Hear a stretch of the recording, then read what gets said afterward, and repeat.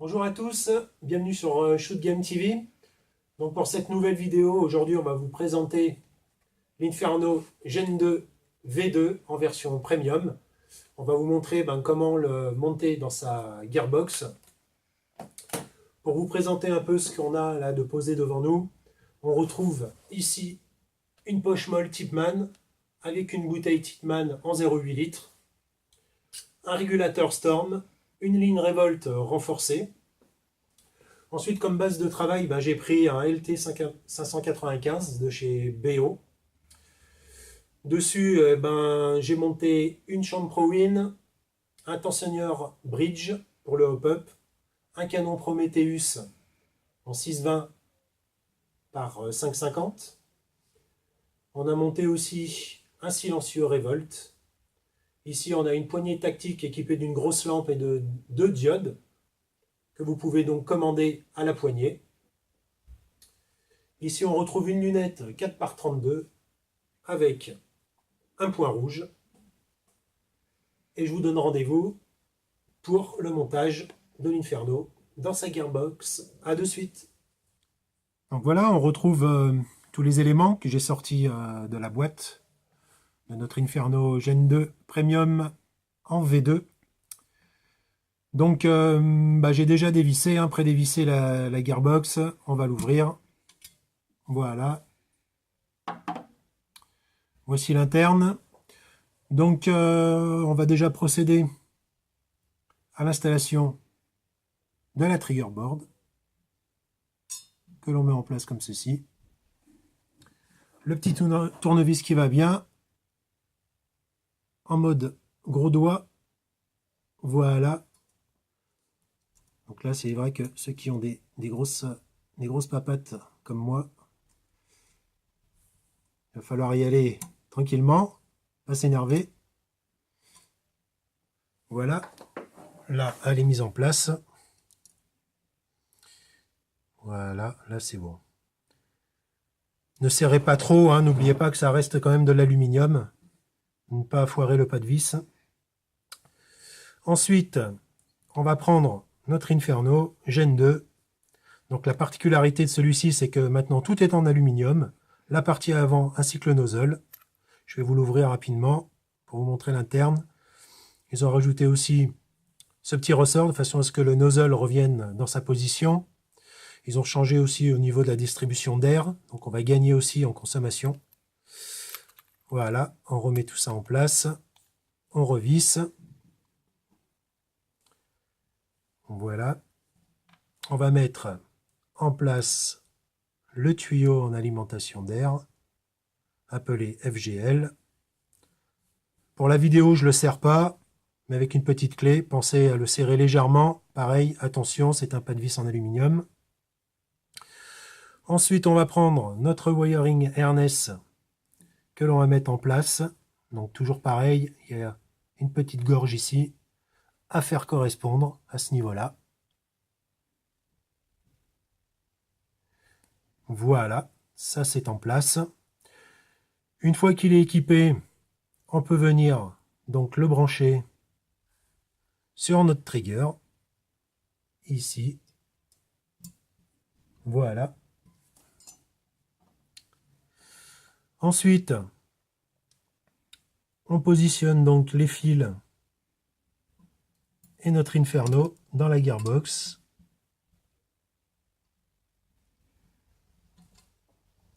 Donc là, c'est une opération où il faut garder son calme, évidemment.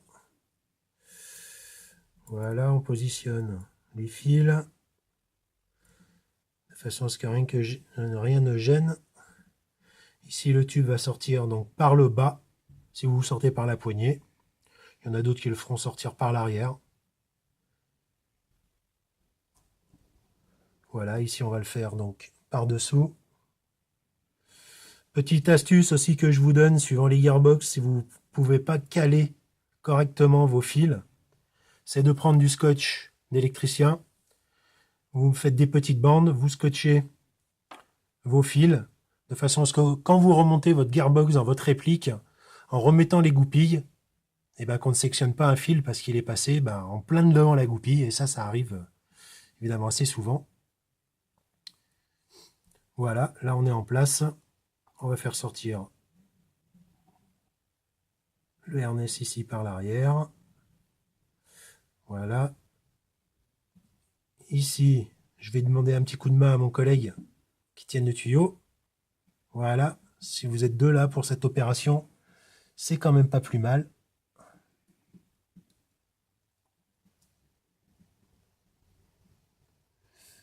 Là, ça va pas.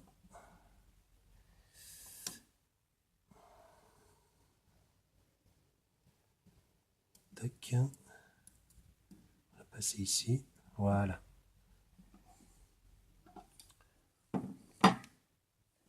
Et là,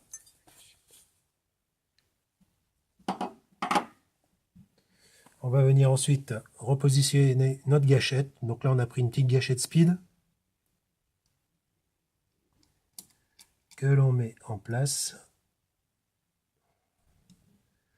Voilà, avec le petit ressort ici. Le réglage de la gâchette, on pourra l'effectuer une fois la gearbox fermée. Et ensuite, on vient refermer ici. Voilà.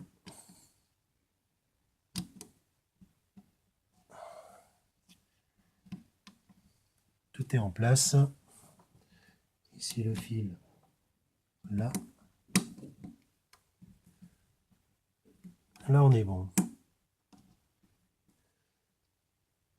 Pour les besoins de la vidéo, je ne vais pas remettre toutes les vis en place. On va gagner un peu de temps. Je vais en remettre que quelques-unes. Voilà une première. Voilà. Une ici en bout.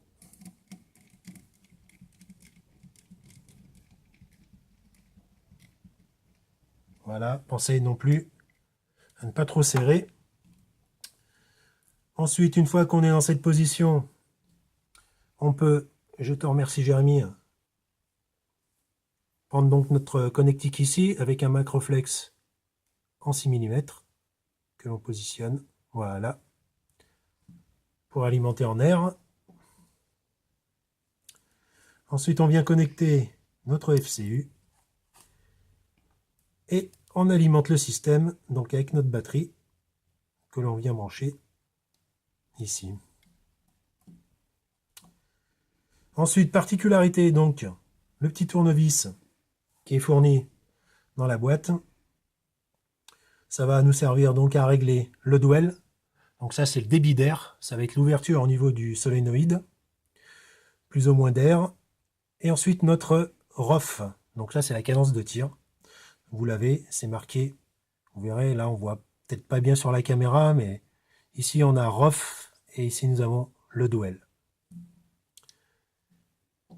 On va l'alimenter en air pour voir si tout fonctionne, s'il n'y a pas de fuite. Voilà. Là, on entend que tout va bien. On n'a aucune fuite. C'est bien de le vérifier avant de remonter dans la réplique. Après, un peu galère. Voilà. Donc là, au niveau du tir, c'est impeccable. Au niveau de la gâchette. À l'arrière, on a ce petit éton, donc c'est le sélecteur. Là, je ne pourrais pas remettre la plaque donc pour la vidéo en place parce qu'il faut limer la vis ici. Donc ça, vous pouvez le faire avec une petite Dremel ou une petite lime assez fine pour votre sélecteur de tir. Là, on va voir un peu la cadence. Voilà. Là, ça envoie, là. On va le diminuer un peu. Donc, ici, le ROF. Hop. Donc là, on est vraiment au minimum.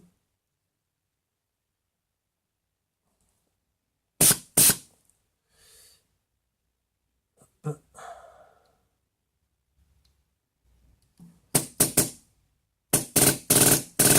Et voilà. Donc là, on diminue en fait dans le sens des aiguilles d'une montre. On diminue la cadence jusque vraiment au minimum. Voilà. Donc là, c'est pour le rough, cadence de tir. Voilà. Et de ce côté-ci, on a le duel pour l'ouverture. Débit d'air, vous le sélectionnez ici. Donc là, il ne tire plus du tout, c'est-à-dire que le duel est complètement fermé. Et on va remonter légèrement. Donc là, ça a essayé lors de vos essais de tir, voir ce qui va le mieux. Voilà, à quoi ça vous sert. Donc ici, on est prêt, une fois que vous avez remis toutes les vis, et puis votre plaque sélecteur de tir, à remonter tout ça dans la réplique. Et évidemment, les joints ici qui sont fournis pour l'entretien de votre Inferno.